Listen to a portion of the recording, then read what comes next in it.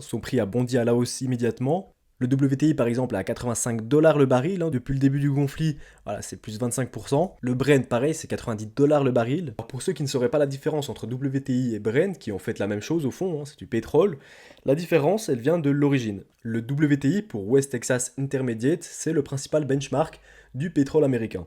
Il est principalement produit aux États-Unis et son prix est déterminé à Cushing, dans l'Oklahoma.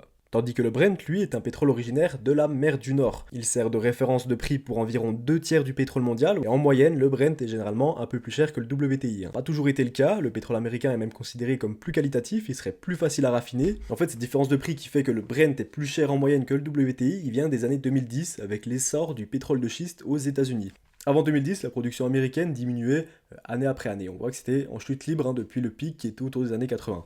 Sauf qu'une fois qu'on a découvert le pétrole de schiste, qu'on a commencé à l'exploiter à grande échelle, eh bien la production elle a explosé, on voit on a refait des records, ça a créé une offre gigantesque, et voilà c'est la loi de l'offre et la demande, quand la demande elle reste similaire mais que l'offre elle explose, bon bah les prix baissent.